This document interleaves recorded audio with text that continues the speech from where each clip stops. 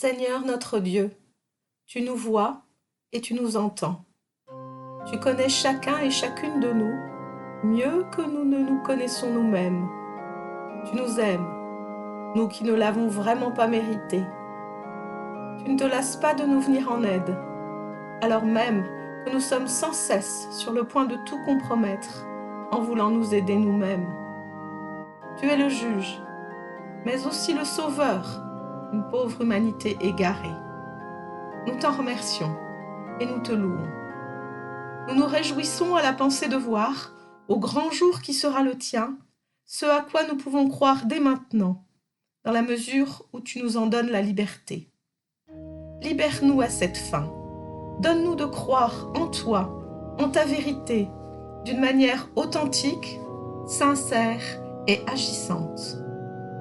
Donne cette foi à beaucoup, donne-la à tous les hommes, donne-la au peuple et au gouvernement, aux riches et aux pauvres, aux bien portants et aux malades, aux prisonniers, à ceux qui se croient libres, aux vieillards et aux jeunes, aux joyeux et aux tristes, aux âmes mélancoliques et aux esprits frivoles.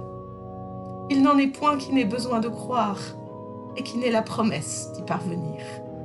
Dis aux hommes, dis-le à nous aussi, que tu es pour eux et pour nous un Dieu et un Père miséricordieux. Nous te le demandons au nom de notre Seigneur Jésus-Christ. Amen. C'est pour que nous soyons vraiment libres que Christ nous a libérés. Tenez donc ferme et ne vous laissez pas remettre sous le joug de l'esclavage. Moi, Paul, je vous le dis. Si vous vous faites circoncire, Christ ne vous servira plus de rien.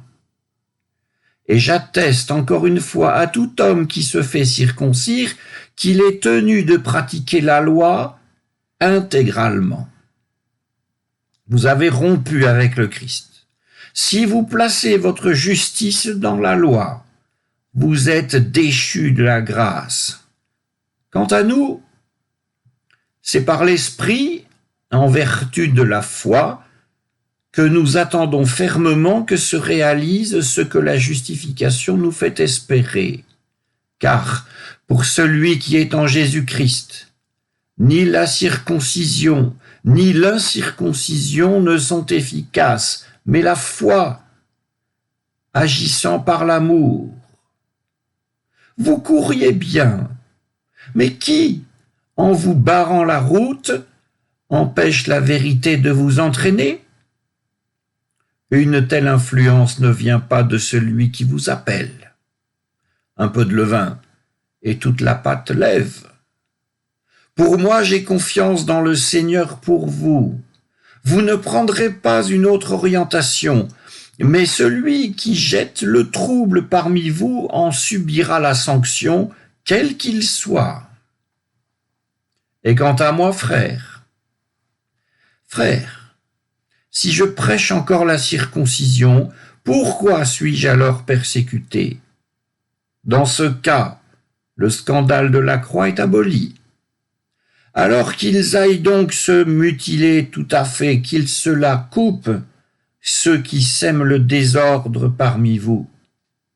Vous, frères, c'est à la liberté que vous avez été appelés, seulement que cette liberté ne donne aucune prise à la chair, mais par l'amour, mettez-vous au service les uns des autres, car la loi tout entière trouve son accomplissement en cette unique parole: tu aimeras ton prochain comme toi-même. Mais si vous vous mordez et vous dévorez les uns les autres, prenez garde, vous allez vous détruire les uns les autres. Écoutez-moi, marchez sous l'impulsion de l'esprit et vous n'accomplirez plus ce que la chair désire. Car la chair, en ses désirs, s'oppose à l'esprit et l'esprit à la chair. Entre eux, c'est l'antagonisme. Aussi ne faites-vous pas ce que vous voulez. Mais si vous êtes conduits par l'esprit, vous n'êtes plus soumis à la loi.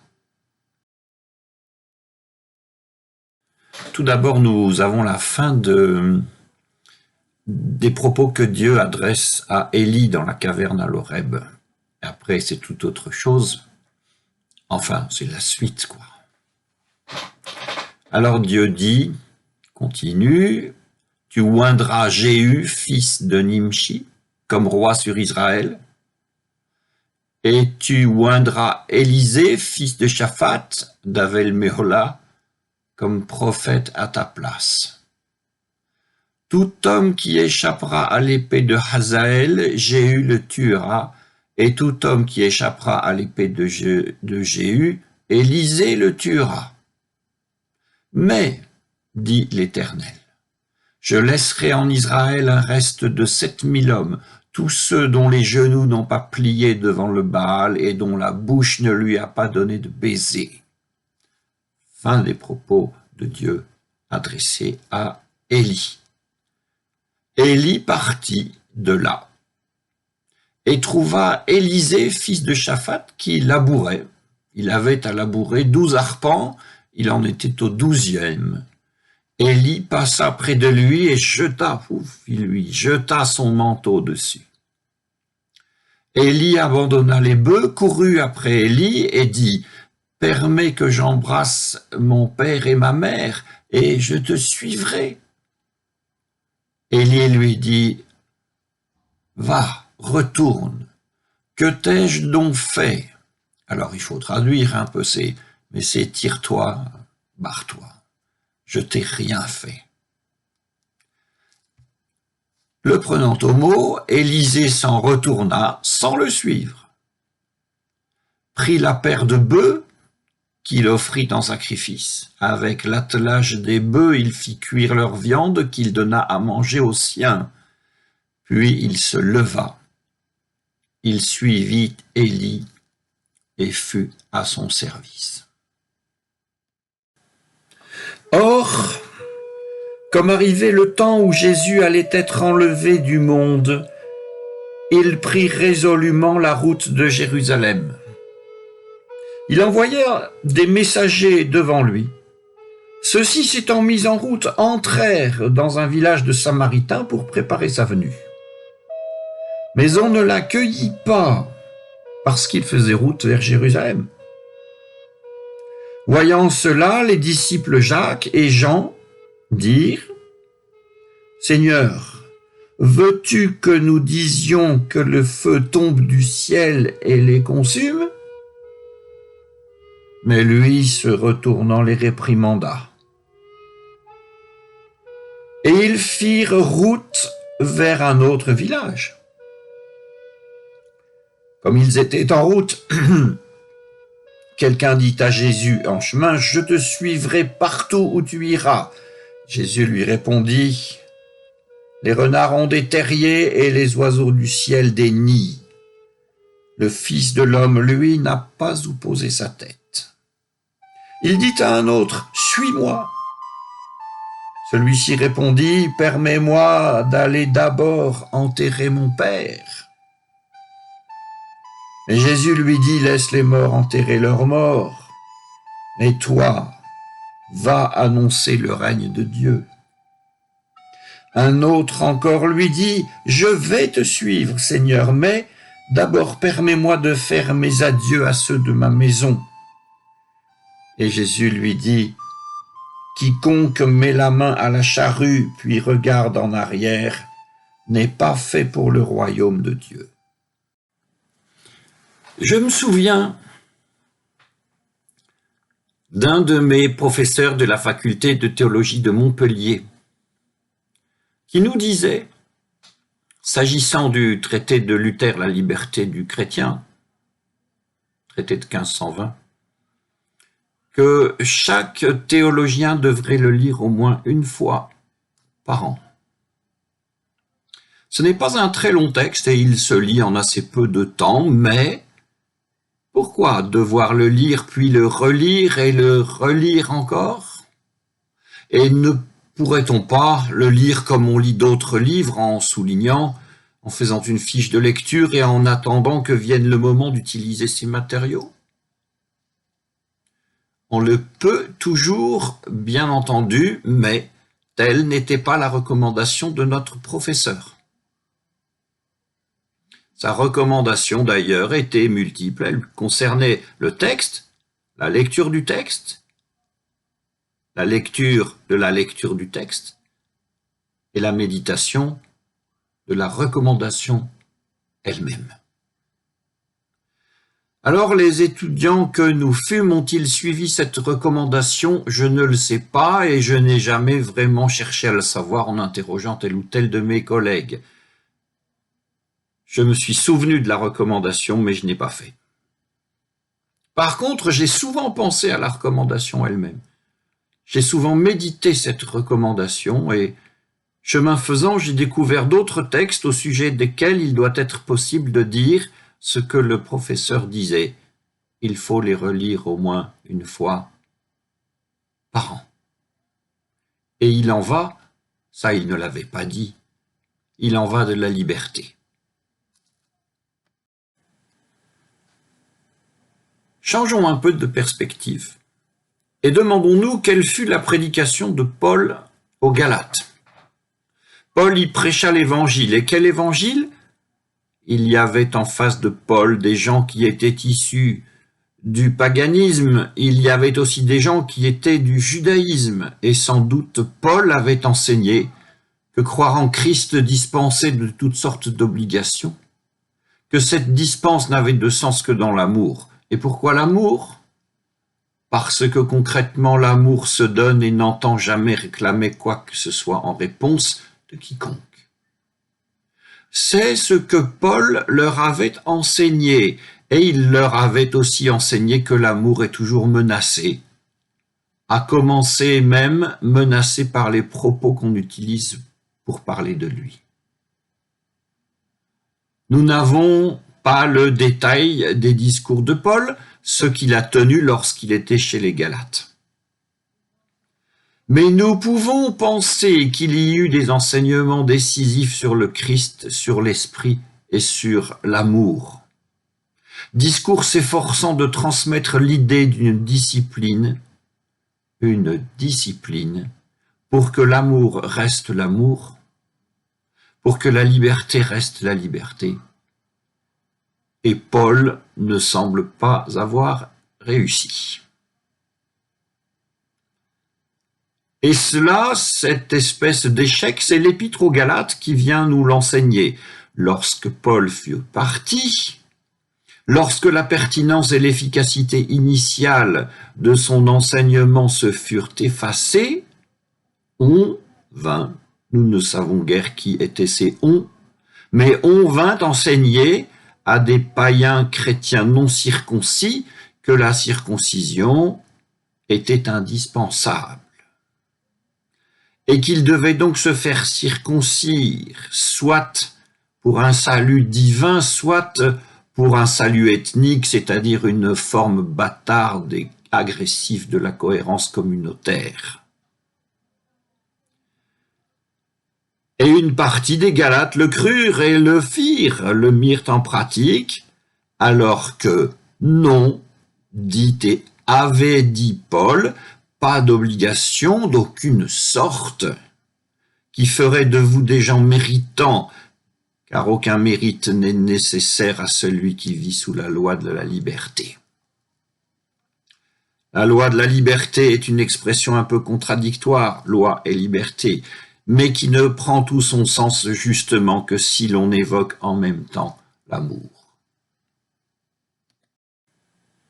Nous ne savons pas ce qu'il advint des Galates après qu'ils eurent reçu l'épître de Paul. Mais nous savons que l'épître fut abondamment diffusée et abondamment commentée, signe de sa valeur. Pas seulement au temps des Galates.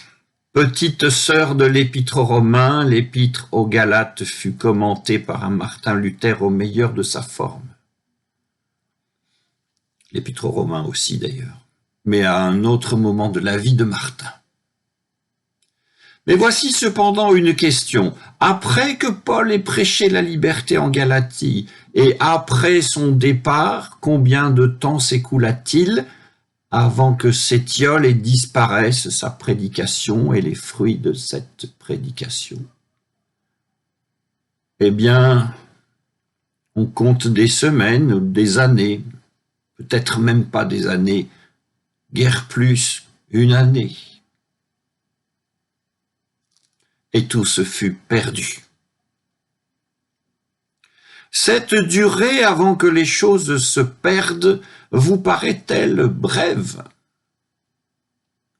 Eh bien, souvenons-nous de Jésus et de ses disciples qui faisaient route vers Jérusalem et auquel un village de Samaritains refusa l'hospitalité. Jacques et Jean, sans délai, se proposèrent de faire tomber sur ces braves Samaritains le feu du ciel, rien de moins. Et voyez-vous, en faisant cette proposition à Jésus, Jacques et Jean manifestent qu'ils sont captifs de plusieurs captivités. Captifs des haines coutumières, les Juifs haïssent les Samaritains. Captifs de l'idée qu'ils ont de ce qu'est suivre Jésus, et ils voient cela comme un travail qui mérite salaire, comme une option qui mérite récompense en termes de puissance, en termes de privilèges pour eux, qui méritent domination sur autrui, etc., etc. C'est difficile de le nommer en un seul mot, mais c'est pour eux puissance, et pour les autres, privation de liberté, voire privation de vie. Et combien de temps leur faut-il à Jacques et à Jean pour en arriver à ces dispositions lamentables? Très, très peu de temps. Jésus, leur maître, n'a même pas fini de prêcher que eux, ils ont déjà sorti le lance-flamme. Résultat atterrant, n'est-ce pas? Alors, comme nous le lisons, Jésus les réprimanda. Voilà. Le maître n'a pas encore fini de parler que les disciples retrouvent en eux tout un capital de bêtises et de haine, tout prêt à servir, qui mérite la réprimande du maître. Devons-nous nous désoler? Comme la prédication et son nombre sont ici confondus, comme nous ne voulons pas affirmer que les haines ordinaires ou occasionnelles et la bêtise, comme nous ne voulons pas affirmer que les humains sont par nature captifs de leurs laids sentiments, demandons-nous s'il y a une chance de s'en sortir. Eh bien, il y a Élisée, captif de son rôle de bon fils, et qui tiendra tête aux bouillantes Élie. Élisée saura quoi faire pour prendre dignement congé de ses parents. L'épisode que nous avons lu reste assez rugueux, c'est le moins qu'on puisse dire, mais il est bien moins que les prouesses terrifiantes du prophète Élie à ses débuts. Il y a aussi Jésus de Nazareth qui donne quelques enseignements rapides. Les renards ont des terriers et les oiseaux du ciel des nids. Le Fils de l'homme, lui, n'a pas où poser la tête. Et si nous comprenons bien cette tâche de libération est une tâche sans fin. Dire que le Fils de l'homme n'a pas où poser la tête, c'est dire d'une part, s'agissant de sa propre liberté, qu'elle est sans besoin de repos car elle est toujours action et être. C'est dire aussi, en même temps, d'autre part, que les humains sont incapables de lui construire une aire de repos. Et bien au contraire, ce qui n'est pas prioritaire. Les humains en font des priorités et ils rendent la captivité la plus probable car, même s'ils ont parfois mis la main à la charrue, ils regardent le plus souvent ensuite en arrière. Cette méditation est un peu noire et nous allons nous demander s'il y a une conclusion heureuse. La liberté est-elle une promesse possible? Eh bien, tant que liberté est opposée de manière statique à quelque autre notion que ce soit, il n'y a pas de liberté et seul l'opposé demeure. Et c'est pour cette raison qu'il nous faut revenir à ce par quoi nous avions commencé. Hommage à nos maîtres, lire et relire Martin Luther.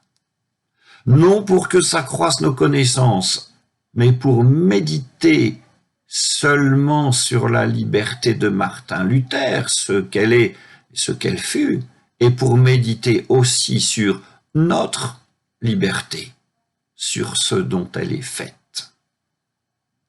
Mais, encouragement, Martin Luther n'est pas le seul.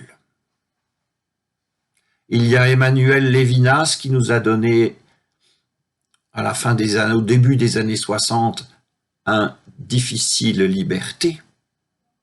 Et puis, il y a tous ces textes bibliques lus, étudiés, médités et priés chaque dimanche et chaque jour si l'on veut. Exercice de liberté. S'agissant donc de liberté, nous ne sommes pas seuls. Nous avons de la compagnie, nous avons de la nourriture, tout ce qu'il faut pour nourrir la liberté et par là même pour faire grandir l'espérance. Amen.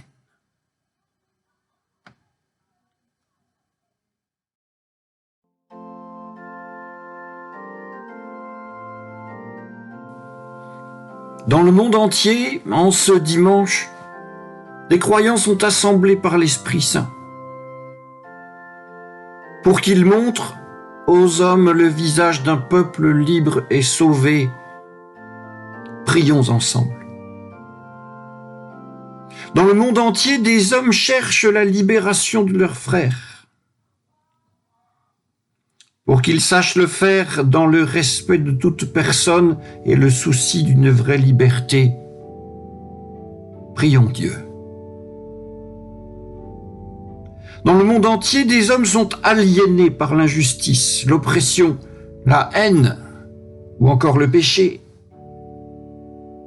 Pour que leur appel à la liberté soit entendu et que leur effort soit reconnu, prions Dieu.